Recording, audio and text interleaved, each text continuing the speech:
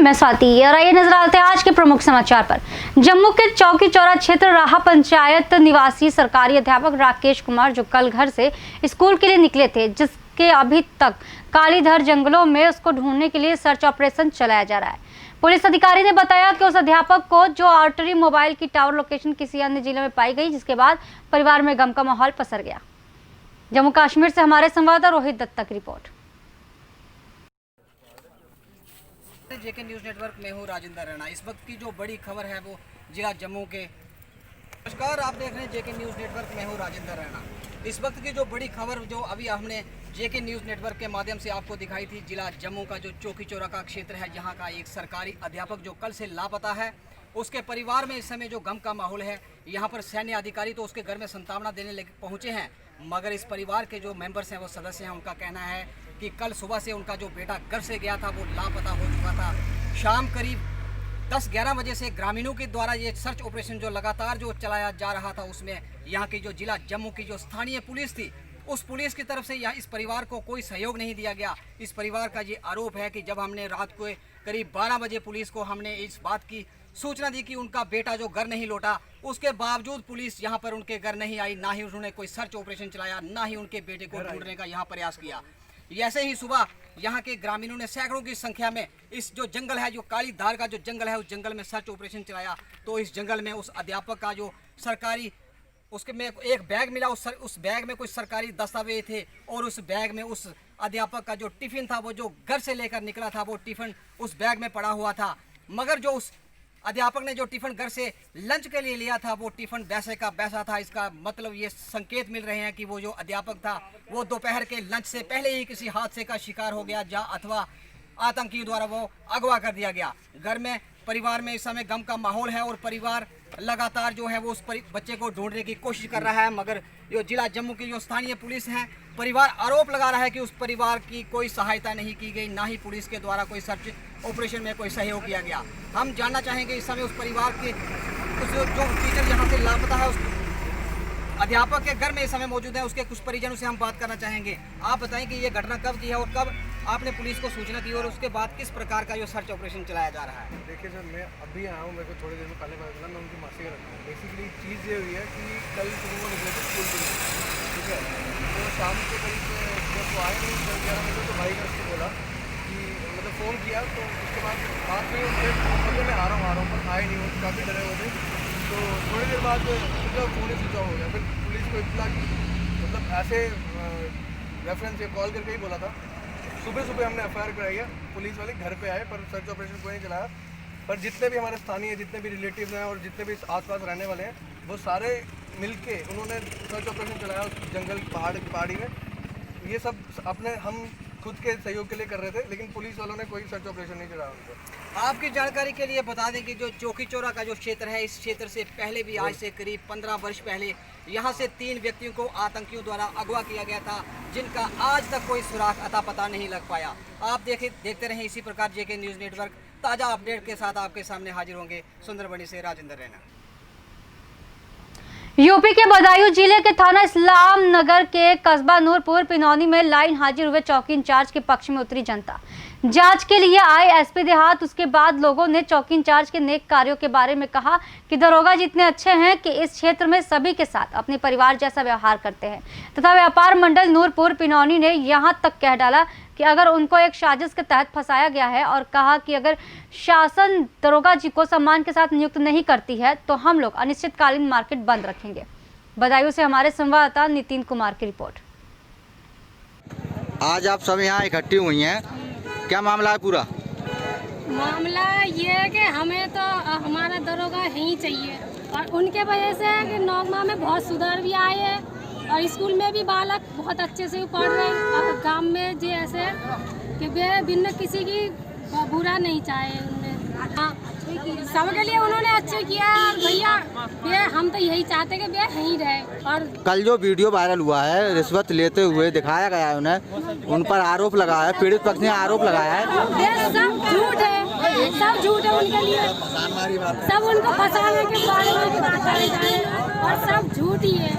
अच्छा, हाँ। जैसे वो यहाँ अगर वो यहाँ नहीं रहे तो आप आगे क्या करेंगे? आप मार्केट बंद रहेगी और बिल्कुल धरना लग जाएंगे इंसान के।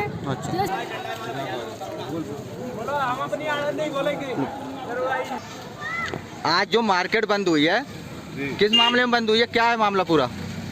लखपत हमारे चौकी इंचार्ज नूरपुर पिनोनी जो साजिश के तहत फंसाया गया है जी, उनके समर्थन में मार्केट बंद हुई है और ये अनिश्चितकालीन के लिए बंद रहेगी जब तक हमारे लक्ष्मण चौधरी पूर्ण रूप से चौकी पर नहीं आएंगे। जी, पूर्ण रूप से जब तक बंद रहेगा पिनौनी का व्यापार बंद रहेगा। नौगमा चौकी प्रभारी, नूरपुर पिनौनी चौकी प्रभारी पिनौनी चाहिए दोबारा। एसपी देहात आए हुए हैं, उन्होंने क्या कार्रवाई की? क्या कोई मतलब कोई कार्रवाई उन्होंने नहीं, क्या आश्वासन दिया आपको? कोई आश्वासन नहीं मिला हमें। आप असंतुष्ट हैं क्या? हाँ, असंतुष्ट हैं। यूपी के एटा जिले में वैश्विक महामारी कोरोना के चलते लगभग 2 माह तक चक्का जाम रहने के बाद पिछले सप्ताह से रोडवेज बसों का परिचालन उत्तर प्रदेश में प्रारंभ हुआ है। ARM एटा से बात की तो उन्होंने बताया कि अब एटा से हर मार्ग पर बस उपलब्ध है, लेकिन कोरोना के चलते सवारियां भी कम निकल रही हैं। यात्रियों को सैनिटाइज करने के साथ ही तापमान मापने के बाद ही यात्रियों को बस में सवार किया जाता है। उसके बाद बसों को उनके गंतव्य के लिए रवाना किया जाता है।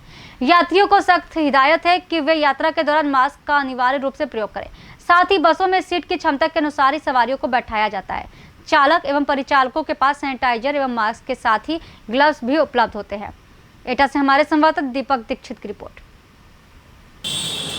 जैसे कि सर बसों का परिचालन शुरू हुआ है तो उनमें आपके द्वारा विशेष रूप से किन किन बातों का ध्यान रखा जा रहा है?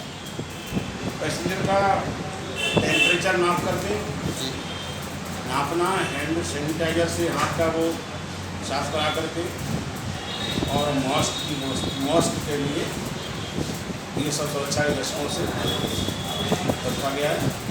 तो अभी वर्तमान में किन किन रूटों पर अपने एटा से बसें संचालित हो रही हैं? एटा संचालन सभी मार्गों पर संचालित हो रही है। जैसे कि क्षमता के अनुसार कितनी क्षमता है तो उसके अनुसार अब बनेगा मकान, घर होगा खुशहाल। यूपी के सुल्तानपुर जिले के गरापुर में खुल गया जेपी इंटरप्राइजेज, जो गरीबों मजलूमों का मसीहा है, जिसके संचालन जयप्रकाश सिंह है, जो कम रेट पर व पैसा न होने पर उधार सरिया, सीमेंट, रेत, गिट्टी को थोक एवं फुटकर में देते हैं। एक बार सेवा का मौका अवश्य दे। यूपी के एटा जिले के मुख्यालय पर बाजारों में प्रत्येक मंगलवार को साप्ताहिक बंदी रहती है। वैसे भी कोरोना वायरस के चलते बाजार कम ही खुल रहे हैं, लेकिन फिर भी प्रशासन द्वारा मंगलवार की साप्ताहिक बंदी का कड़ाई के साथ पालन कराया जा रहा है। ऐसे में शहर के गांधी मार्केट, घंटाघर, हाथी गेट एवं बाबूगंज मार्केट भी पूर्ण रूप से बंद मिले। तो वहीं एक दुकानदार अपनी दुकान के बाहर आधा शटर खोल के लोगों से पूछता नजर आया कि क्या चाहिए। ऐसे में दुकानदार से पूछा कि आप दुकान क्यों खोले हो, तो बोला साहब वैसे ही बैठे हुए हैं, दुकान नहीं खोली है, जबकि दुकान के अंदर ग्राहक मौजूद थे। ऐसे में प्रशासन को ऐसे दुकानदारों के खिलाफ कड़ी कार्रवाई के साथ पेश आना चाहिए था। एटा से हमारे संवाददाता दीपक दीक्षित की रिपोर्ट। अलग अलग सड़क दुर्घटनाओं में 2 की मौत। खबर यूपी के एटा जिले से है, जहां जनपद में आज का दिन सड़क दुर्घटनाओं के लिहाज से बहुत ही खराब रहा, जहां 2 अलग अलग सड़क दुर्घटनाओं में 2 व्यक्तियों की मौत हो गई।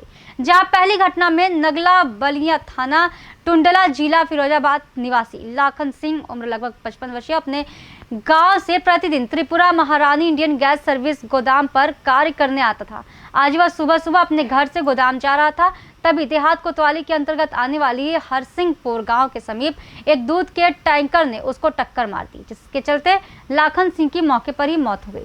तत्काल स्थानीय लोगों ने पुलिस को फोन किया। पुलिस ने आकर के ग्रामीणों की मदद से बैठक को जिला अस्पताल भेजा, जहां उसका अंतिम परीक्षण किया गया।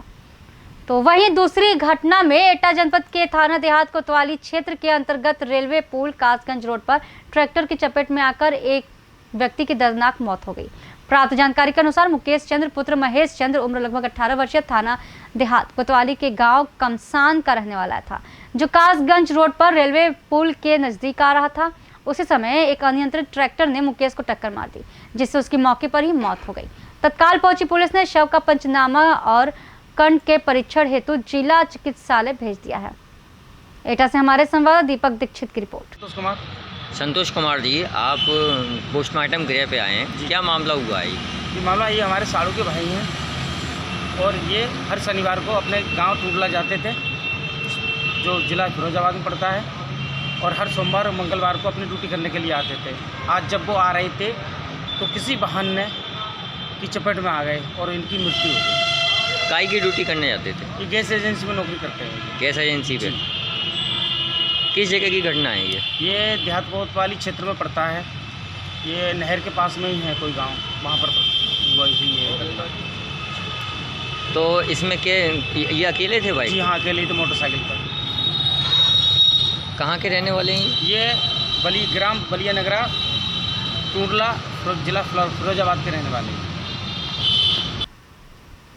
तो अभी के समाचार, आगे कुछ खास खबरों के लिए बने रहिए फास्ट न्यूज़ इंडिया के साथ। धन्यवाद।